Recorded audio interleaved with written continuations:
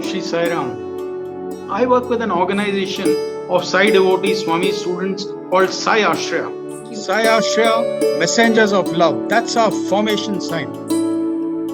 The Sai Aashraya mission highlights are basically it's a mission of love and service with 4 pillars.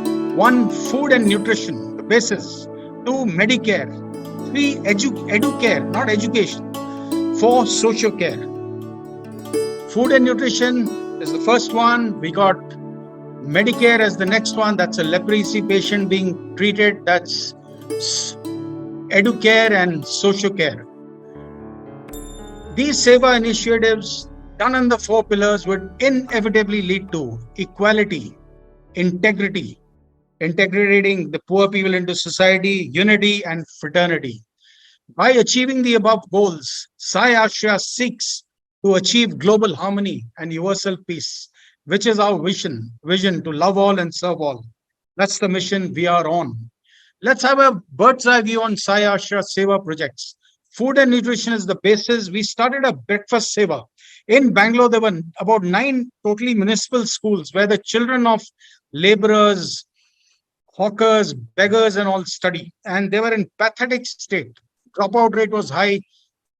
Admissions were low. Girls would leave. Children would faint in school. They were all underweight, short for height and all. So we started the breakfast seva so that these poor children get a head start to begin the day with a healthy breakfast, actually a brunch. As of today, Sai Aashraya serves a good healthy breakfast, brunch rather, to approximately 2,000 children from about 9 municipal schools every single morning. We use very good provisions. We got a kitchen of our own. We got staff. The Swami has emphasized this. He has pulled up sevadals for buying cheap quality rice. All the material is the kind we use in our own homes. These are photographs of children after they had improved. We didn't even want to put up their photographs earlier. They're all given breakfast in 9 different schools every single day. That's our volunteer. Before we start, we teach them prayers. We also spend holistic time with the children so that there is a holistic transformation. Over the years, the principals have told us that these kids have grown taller, they've gained weight, they become healthier, and they've gone consistent broad-based improvement in all aspects of a student's life. Girls are joining in, not dropping out, and now they want to become bus drivers, conductors, soldiers, policemen, and whatnot. That's the menu. This was dictated by Swami for this organization years ago when our trustees were youngsters. Wednesdays, bread, jam, noodles each time, and every week it changes. It's where Tuesday it's puri, vegetable. Thursday, lemon rice, bread. Set dosa on Friday, idli on Saturday, and next week it's different. And milk and bananas given every single day to all these kids. That's our volunteer. She's one of our trustees. Both of them are trustees. These kids, these are photographs of the kids having greatly improved over the years. And now that they've grown up, because we want to integrate them. So the trustees, the volunteers stay back. They're on the opposite side. And now these kids do the distribution. And it's going great.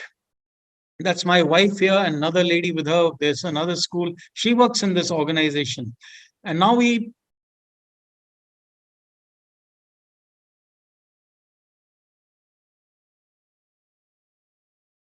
on festival days, we give them a packet, some sweets or something so that they can take it home. That's the toll-free number, our website, email, contact. Food and nutrition. We did a 24/7 food seva. We called it Operation Smiley. It was right through COVID. It lasted a couple of years. Actually, the police approached us. They know we are doing this work, and they said there's a large slum where there are only children and women left. The many have died. They're jobless, or they've gone back home to their villages where there've been floods and COVID, and they've lost some family members. They couldn't even manage a square meal a day. This is where a few thousand children and women were left behind. Sai Aashraya approached them, met the women folk, and we started a daily breakfast, brunch, actually a lunch seva, and gave them a large quantity so that it goes through that. And it was done every single day, right through. Swami's teachings that Annadanam there's no greater charity than food, giving food to the hungry. And in fact, Swami has said the goddess of grain, Annapurna, likes generosity. During COVID, an entire slum population was in desperate need for food. The men folk were jobless. They went home to their villages far away because COVID had killed some of their family members. And these slums were left only with women and children. They were jobless. There were 3,000 people who were given food every single day with a heavy lunch, every single day. The girls, the ladies to line up. Those are our volunteers. That's our founder trustee.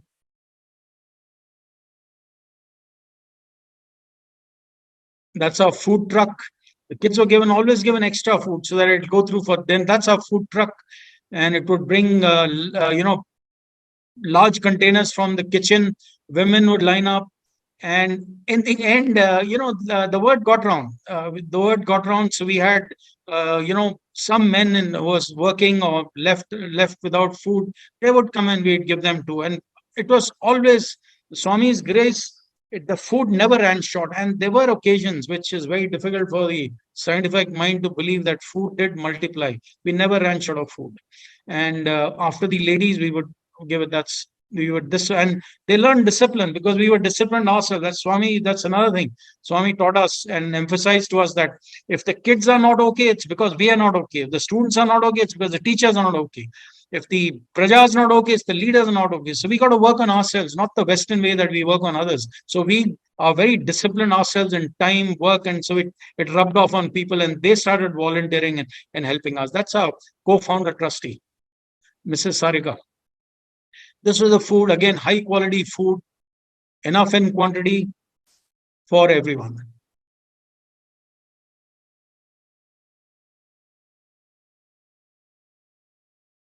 That's our food truck, which is parked somewhere. And now we move on to the food and nutrition. I skipped these photographs because they were municipal karamcharis of the Bangalore City Municipal Council. The hawkers closed, the food places closed. They wouldn't have food to eat, and they were too poor to bring it. So they were the ones who keep our city clean. So they were provided with a daily lunch at a number of their work sites where hundreds would come and have food. And this was done consistently. Again, Bangalore Cantonment Railway Station, the police approached us because they'd seen this work. The train stopped coming, and the few trains that ran right through, later would not stop at Bangalore Cantonment Railway Station. The porters, coolies were jobless during the entire COVID remedy, and trains were cancelled. So we started giving, imagine the number with the limited volunteers, every single day we would go. That the porters of Bangalore City Kant Railway Station were given a large meal which they could take home. Then we did another midnight seva, unique special seva project, which again the police approached us, where the highway of Bangalore, of Karnataka, hits Tamil Nadu in a place called Hosur. There was a fata there where a lot of accidents would take place because drivers were exhausted. There was nothing available, especially this was entire COVID, because nothing was available. There was no tea available. Can you imagine? Every day, ladies included and gents, we would go from Bangalore to 45 kilometers and set up a dinner and hot tea. Enough of it for hundreds. 100 odd drivers would have food or tea or hot tea every single day with us. It went on for months throughout. The venue was the Karnataka Tamil Nadu Highway Junction on Hosur, where there were many late night truck accidents, particularly during COVID, because there was no food available. Drivers were exhausted, that missed their meals. This seva touched lives of thousands of truck drivers, and they got in touch with us. Then we took on a leprosy village. This has been going on for years. We ran it even during COVID. Leprosy is a very peculiar disease. If I get plague or cholera, I can infect the whole village and get everybody killed, but I wouldn't be thrown out of the village. But leprosy all over the world has been the same since the time of the Christ and below. Anybody in the family gets leprosy, the whole family is ostracized and thrown out. So there are 80 families settled here, thrown out from their villages more than a decade ago, living without water in terrible conditions. Aashraya adopted them and has been working with them for the last many years. This lady, this lady was with us for 7 years. She passed away recently. And she's in our food truck. And this is one night where, where all of them received us. And, wanted us to join us with prayers. We run a medical camp for them, give them 1 month of medicines. They have a lot of age-related disease, and a lot of villagers around also come because medical care. This is our ambulance, which has a sophisticated 2D echo. So we have a cardiologist with us. I'm in general medicine. We treat these people, give them these are our echocardiographers, volunteers. This is our machine. We've been doing it for years now. That's Soumya there, who was one of our trustees. Then many of the elder patients developed cataracts, had cataracts. So I was in Vedahi Medical College as a professor in the Department of Medicine for 10 years. Last year I've resigned, and now I'm with the Aashraya Super Specialty Hospital. So we got our team from all the way with us in our vehicles. We use our own vehicles, brought them with us to confirm the cases we had diagnosed and take them up for surgery. And then we took them with us. It was quite an exercise. Imagine taking, I drove with one, two, three, four of them squeezed in behind, and a volunteer with me. Four leprosy patients. The word lepers doesn't sound nice, who had no fingers. Nobody would let us in the hotels. We couldn't have a cup of tea on the way or food on the way. It's a long distance. We didn't, washroom.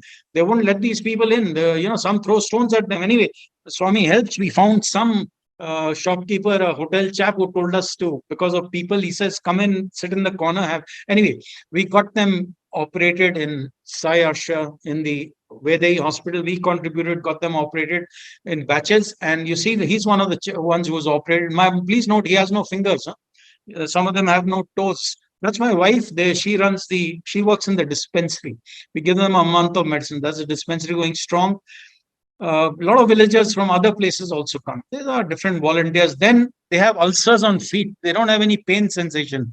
So this is exactly what the Christ did, the Son of God, 2,000 years ago on the sands of Palestine.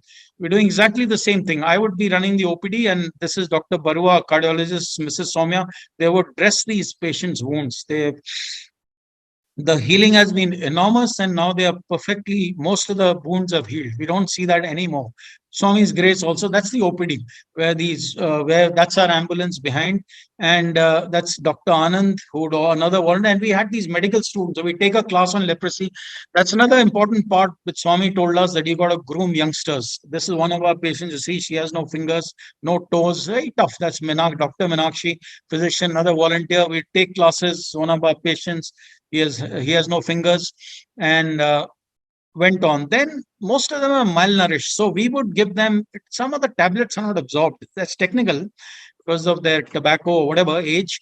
So we would give all the undernourished, all the underweight, all the old people, and all the ones who had chronic diseases, an injection, vitamin D3 and vitamin B12, which we'd contribute. The students would give it, learn how to give them, and it's field work. There's not even a bed to lie down on.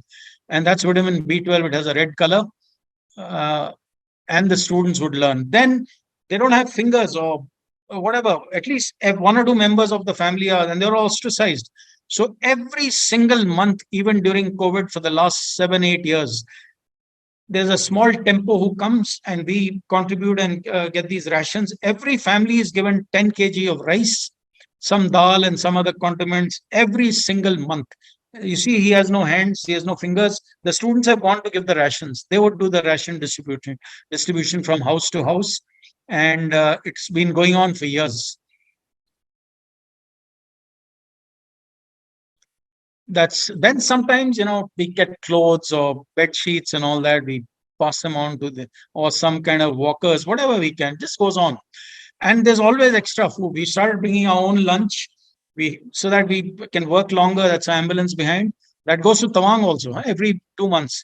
And there's always extra food, which village urchins come and have. So we've been going to Tawang, Arunachal. There's a mystic reason for this. Just remind me to tell you, Chinese invaded India. And one of the places they came in was Arunachal and Tawang, and they went back on their own. The Swami mentioned that. And they were told to have it in Tawang for some mystic reasons. She's the co-founder trustee, and her sister-in-law was a lady doctor. We've been going to Tawang every 2 months, 6 times a year for 10 days, 8 to 10 days. These are the people we look after. Many of them are hillbillies from mountain tops. They've never seen doctors. That's Tawang Monastery. We have 4-5 days of camps. One is always on the Tawang Monastery for elderly monks and locals come. That's the main temple. And one of the places is Zemithang. This is Tawang. It's ahead of Bhutan, and China is above. And one of the sites is is Jung. One of the sites is Zemithang, which is few kilometers from the Chinese border. That's the entrance to Tawang. We do a medical checkup. One child in 100 born alive has a hole in the heart. So we pick up a few and we've got them all on empaneled, and we're going to operate them once a hospital gets ready. We got these elderly monks, we look after them, and we have presentations to the monks also on health issues, and the other people we look after. That's our OPD. We get a lot of this is in different places. We have a lot of volunteers who help us, and we look after tribals and the school medical checkups we done. The principals contact. The word has got around. The army helps us, by the way. The civil administration helps us. The words got around, and we do medical checkups for schools, and we've picked up kids who have holes in the heart. Few of them, and we'll work them out. These are the cues we get, and they're very disciplined because so are we. We follow. This is Zemithang. It's just a few kilometers from the Chinese border. The army helps us. There's an army doctor who's come from one of the forward battalions. That's our founder trustee and his wife, the co-founder trust. Imagine he's 30 years old. Imagine what you can do with Swami's grace and commitment. We'll come to that. These are the patients we look after, the queues that form up wherever we go. Elderly, we're looking after them. Sometimes we want to contribute and get some clothing and pass it on to the hillbillies. And mind you, this is the dispensary work. Imagine all night we sit up and prepare these forms, stick them, and then the dispensary doesn't indefinitely give it. We have packets, and we separate the medicines and stick a sticker on it so the elderly know when they take it, how they take it. That's the dispensary, and these are our patients. That's a dispensary. Another place, Sarika runs this. Once in much earlier, we worked in a very remote place, so we had a dispensary in the open. Otherwise, normally we get some place. Then again, there also we give vitamin D and vitamin B12 to all the elderly. We get a lot of volunteers. They help us. Otherwise, we can't manage. The civil, just about 10 of us, and they help. But that's our echocardiographer machine where we check on heart disease, blood sugar. He's a driver, by the way. Huh? He's the ambulance driver. That's the kind of motivation everyone has. He's learned how to do a blood sugar, and he does that all day and then drives all night. That's our echocardiographer. That's me. We were suspecting a heart disease. These are the volunteers who come. The trustee, managing trustee, her daughter, a lady doctor, her daughter-in-law, and whatever. Time to time, political reasons, we can't mention this, but His Holiness, time to time sends us gifts and souvenirs. They honor us and whatever. We have an oxygen concentrator. That's a small kid with a hole in the heart, our cardiologist. And again, Swami told us this. He said, don't fear, you go every 2 months. Look at the weather. In the winters, it's suicidal to go there. In the rains, people get killed. No, but we always go. And Swami had told us, they said, if you do genuine work, genuine seva with no vested interests or vested reasons, which is what happens today, then the forces of nature support you and nothing goes wrong. In fact, the either the landslide is over or it happens after us, after we've left. In fact, over the years, let me tell you something, we don't say this, but the locals, the elders of the villages have noticed. We go throughout the year, even forbidden seasons. We went in December last. The locals know that and by the way, our coming is announced on their local All India radio, their local television and all that over many days because it's a big hit. We work morning till night. The weather, the locals say that when your Aashraya comes, there may be a snowstorm or a rainstorm on, but a day before you come, everything settles down. And there's enough time for everyone to get back home, and then the storm restarts. Look at the weather, but we still go. It's really risky, but we still go. That's our ambulance which goes with us. There's a blood sugar going on, there's Zemithang, and we do school medical checkup. We've been doing it for years. Sometimes we get woolens for them. This is me with the nurse there who helped us with these kids. We do the medical checkup and we speak to them. It's a little tough. Huh? Sela Pass is almost 14,000 feet, a place where the Chinese had captured. The Indian army fell back. This is a place called Jaswantgarh, which we'll come to that. Swami had told us about this and wanted us to.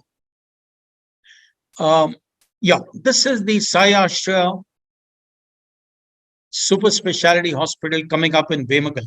The hospital has 3 blocks. There are 2 accommodation blocks below. This is the kitchen block. This is the kitchen block, the 2 accommodation blocks behind, and this is the hospital OPDs and the wards. It's going to be 100% free. It's a tertiary care hospital, not general, because poor people can somehow manage malaria. They can manage. They can't manage cardiac surgery. They can't manage bypass, and they all die. There's 220 beds on a 5-acre plot.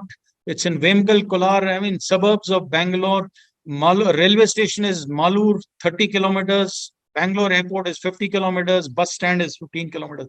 This is the front view, and has some resemblance with Whitefield and Puttaparthi. Sure enough, the architect Ravi Associates, so the same people who designed Puttaparthi and Whitefield Satyasai Hospital. This is the hospital coming up. So what are we going to have? We're going to have cardiothoracic surgery, CTVS, 4 modular OTs we got, 2 cardiac cath labs, gynae and obs, 3 OTs. It's 70% ready, and a labor room.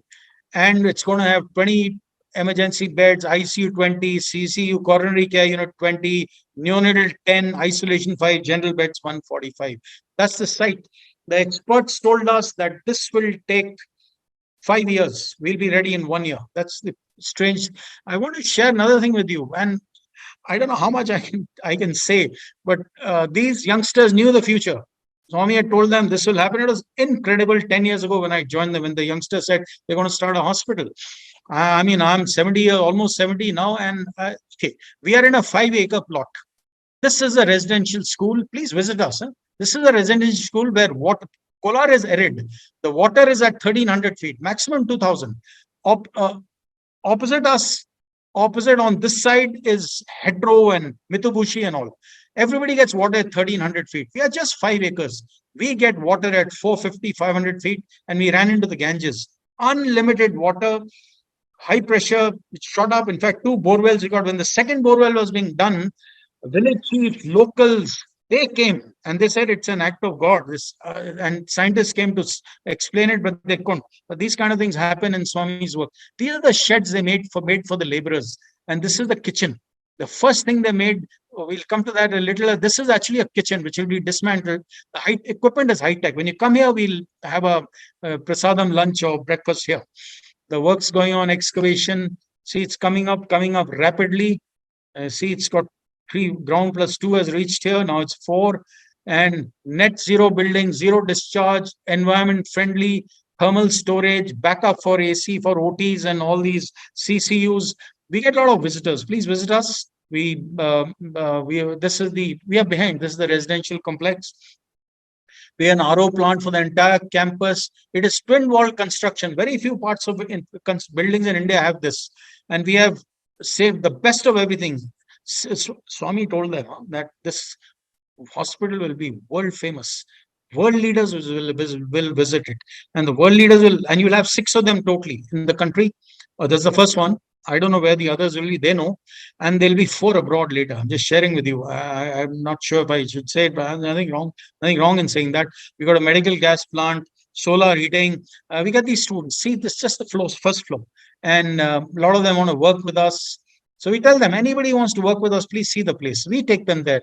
We have accommodation for resident doctors. We have guest rooms. In Swami's hospital, a lot of foreigners come as a team. They do some rare heart diseases and then leave. We got in touch with them and found they all have problems of food, and they are put up in hotels and all. It doesn't suit them. So what this hospital did, even the Swami's hospitals are terrific. That's the bottom line. But we've gone a step further. We have 20 high-tech rooms for these visiting teams. We have very good accommodation. All our furniture is Godrej. All our windows are Saint Gobain. All our lifts are Otis. All our chillers are Voltas. All our washing machines are Bosch. And we got another thing we've done which has been missed out. Suppose you send a patient from Nagaland. He comes there. He's poor. His daughter gets operated, workup is everything's free. But where does he stay for that 1 week? He can't afford staying outside. So many poor people cannot use Swami's hospital. I'm being very frank with you, really poor people. So what have we done? They've got 220-bedded hospital. They've got 240 beds, maybe 300. Some will take in 2. We have accommodation for attendants. Each will have a Godrej bed and a small Godrej cupboard. And we have a modular kitchen facility, huge one, which Swami had told them it will be bigger than the Shirdi kitchen. And we have recreational areas. And this is the building that's come up now. We got some nurses visited us. They wanted to work with us. There's always extra food which we pass on to this. Now you got these New Year kids, New Year's. I mean, we've all done it. I've made this mistake too. It's celebrated, and Swami guided them. they've been having as youngsters. The founder was a Swami student in Puttaparthi.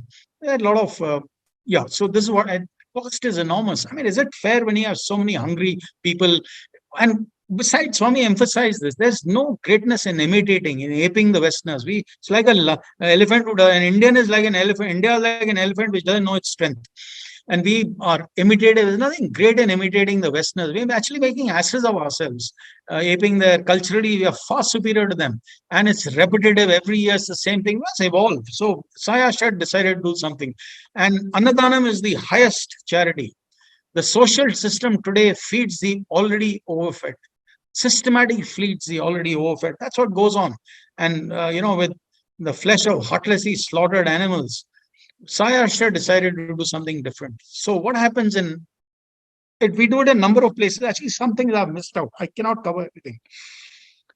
This leprosy village and some beggars around who come there, they suffer terribly during New Year, Christmas, New Year, because they're not allowed anywhere. They're considered a bad omen. They can't go back to their villages. Their family members can't them. And at that time, their loneliness is most acute. So every 31st December, we go. I went last time. You can join us. We leave in the afternoon because sometimes it gets late. Once it got very late, we go there and we take cupcakes for them. Each family, we take sweets, we take cupcakes, something different. I mean, something, for the kids and all that, chocolates and whatever we can do. It's about 150 kilometers from Bangalore. It's the highway has got some of the Salem access. We gift them. This is the volunteers. This is the last time I had also gone. And we gave them, those. She's crippled, so we gave her other things also. Many of them don't have. He's a leprosy patient. His toe, he doesn't have toes. Imagine he doesn't have a hand. How does he manage? He's got kids there staying with him, so we took some gifts for them. The modest, he doesn't have an entire hand. His hand ends at the wrist, so they live in huts or whatever. And once it got late, they received us. Some of the families made tea for us, and it's a very, very moving. Swami emphasized this, and that's why we do this. That I'll just come to tell you the history. China invaded India in 1962, winter of 1962. Thanks to our government, the army defeated them wherever we battled them, but we were overrun. They came in the Ladakh axis in J&K. They haven't gone back. They've got 12,000 square miles of our land, Akshaichin. And they came into Tawang and captured Tawang, Bomdila. They came down to Tezpur. They went back. It is unheard of in military history that a winning army just pulls back. Swami mentioned about this. He said that, and this is the reason why we go to Tawang. Many people ask us, I'm not able to explain it to them, but this is one of the reasons we go to Tawang, because it's the land of the sages. Swami mentioned, he says, the spiritual power of those sages whom you don't see, but they're in meditation for hundreds or thousands of years. They were violated by the Chinese, and their spiritual power moved the Chinese back. So one of the battles which took place where one of the battalions of the Garhwal Rifles, I think the 4th Battalion, one of the rifle companies, held the Chinese back, and a lot of them got killed. One chap laid down his life willingly. He was awarded the Mahavir Chakra. Jaswant Singh Rawad. So this place is called Jaswant Garh. It's at 11,000 feet. We always stop there and pay prayerful homage to the war memorial. This is the war memorial. It's a Garhwali soldier's old uniform. It was Rifleman Jaswant Singh Rawat, Mahavir Chakra, 4th Battalion, Garhwal Rifles. We pay homage on every visit 6 times a year. That's our cardiothoracic surgeon, founder trustee, Sai Prasad, his wife, co-founder trustee. This is our team. This, I think, last time. We always stop there. There's a war memorial. I've got interested in military history. I'm ex-military, so I went to the finer details. There's one of the cardiologists who accompanied us on one of these trips. There's another war memorial, Blazing Sword Division. We visited that also. We do that every time. There's winters. Sometimes visibility is just 30 feet, but we still go. Our driver drives. That's the kind of snow we have.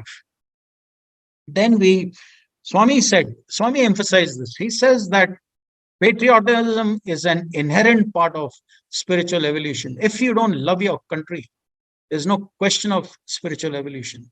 You have to be extremely loyal to your country, and you must love your country. And so we do that. So we have these functions. We encourage this. I mean, I told them we'll do it. I do the flag hoisting, speak to the 400 laborers. That's me and my wife on the last Republic Day parade. And 26th January and 15th August we have. Then Swami emphasized with us that, I mean, these words, these are translations. He says, you have a responsibility to groom the future generation, and it's not by words. It's your deeds should speak for you. You should, they should. We need to groom them. So these are medical students from our college. We used to bring them with us. They learn. We have a class for them. We teach them how to give injections. That's what's going on. We teach them other things, and they learn ethics, and they learn this kind of. I mean, most of them are. In fact, one of the girls, I still remember the word she used. She says, "Sir, this whole thing moved my soul. I've never had an experience like this, a moving experience like this." So we got different batches of students. That's our ambulance teams which come with us. That's my wife and me. And imagine this village had no water. We helped them fix up all this through the district administration. Now, this is another thing which nobody in the world is doing. This was the construction workers' food saver. Construction workers' food saver. These are construction workers. That's a hospital being constructed. What what are we doing? These are construction workers, very highly motivated, doing a beautiful job. These are the ladies. There's a kitchen behind us, temporary, but the equipment is high tech. And the trustees. She's a trustee, Mrs. Raji,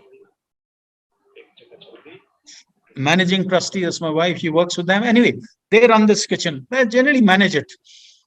450 construction workers.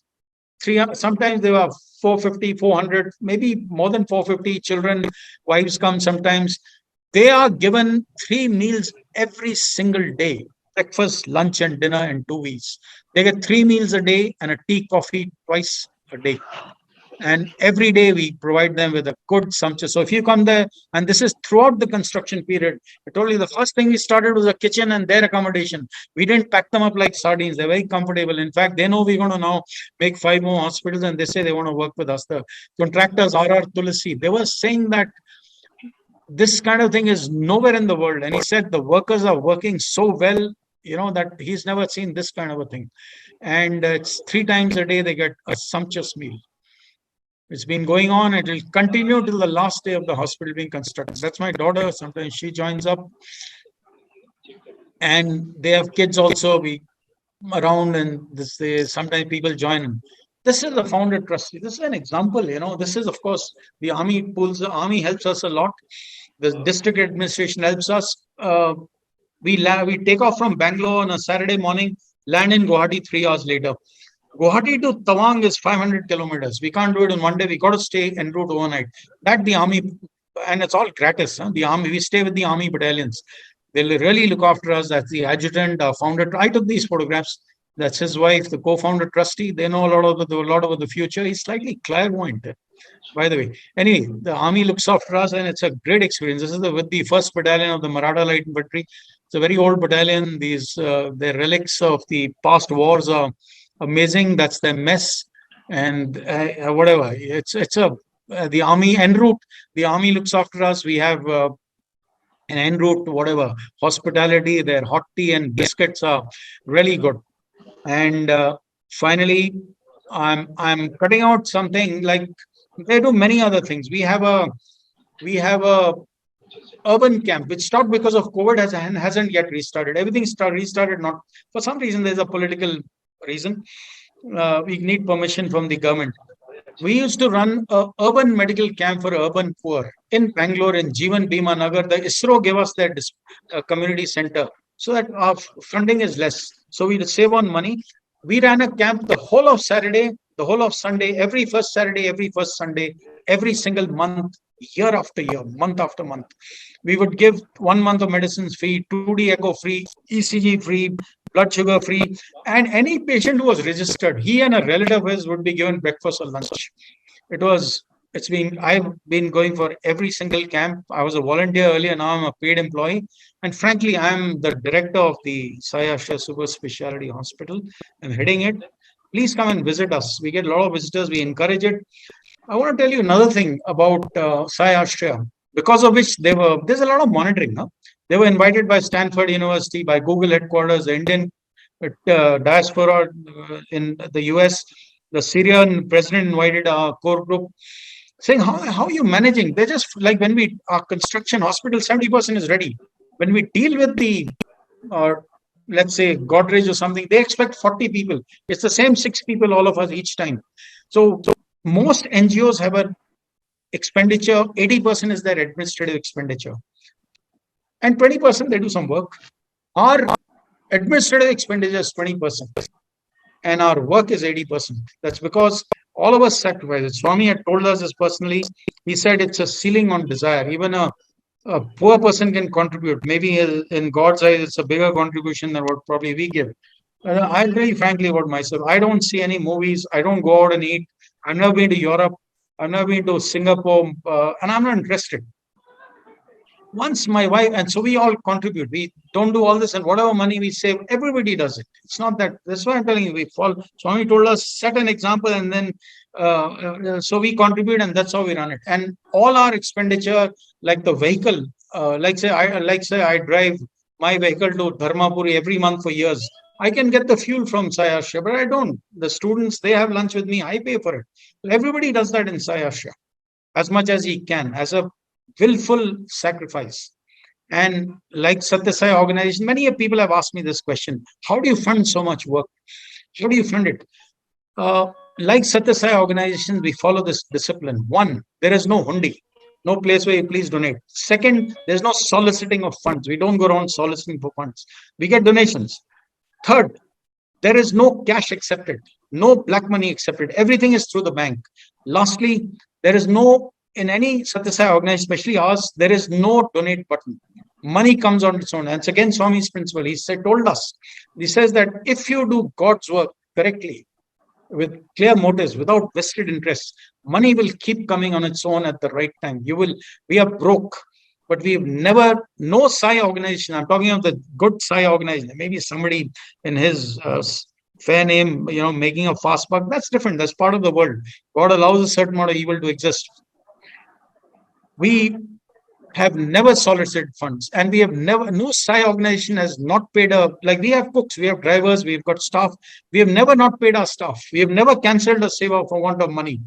We've never cancelled, no Sai organization has cancelled a surgery. The cardiac valve costs 75,000 bucks. It's never cancelled for want of money, but yet we are hand to mouth. And sometimes we get phantom donations. Sometimes we get phantom donations as if some spirit, some discarnate being, and we're not able to find out who put this money in the bank in our account. An exact amount meeting the requirement for, that whatever we ran short works.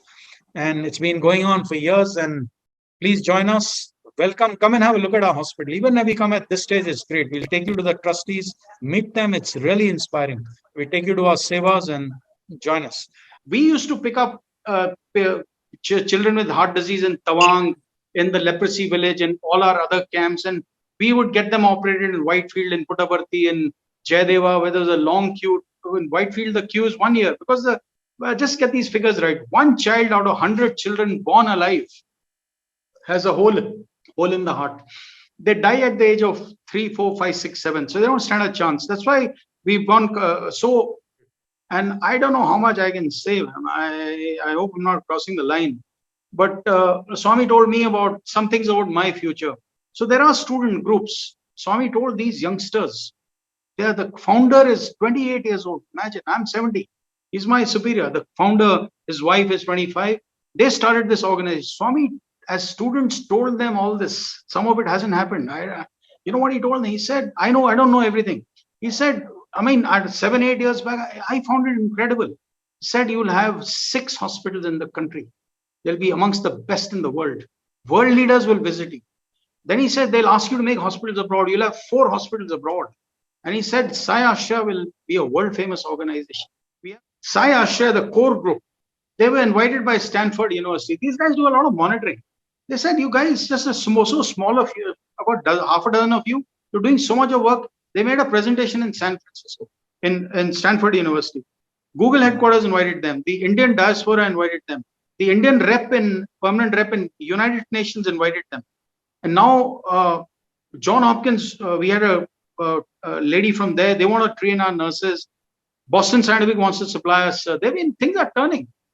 We have a group in Dallas, Oakland, and San Francisco where they feed the homeless. They get invited by some organizations time to time. He was invited by the president of Syria. Imagine, he wanted to hand us some of their refugee camps. So it's a very great organization. Hey, that's, by the way, all the Sai organizations doing great work. But this is the organization I'm in, Sai Aashraya, Aashray. So on the website, you can, in the internet, you can find out about them. But if you come to Bangalore, visit us. It's a mystic experience. One thing, Swami told me this personally. He told me that about, I told you, it's a long story. I wanted to join the fighting army. I never wanted to be in medicine. Swami told me not to join the army on his own. And this, I not regretted it. I'm just saying. Swami told me personally.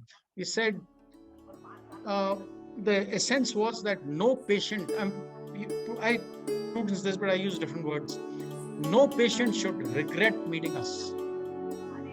And then you shift gears. It actually applies to anybody who comes to meets us. And shift gears. The patient who comes to us, to our OPD, should be glad he came to see us. And gave an example that many people are not able to do dhyan and other things. He just said, be a good example wherever you go. Just nobody, be a good example wherever you go, whatever your dharma is of that stage of life. And secondly, nobody should regret meeting. Summed it up. Saram.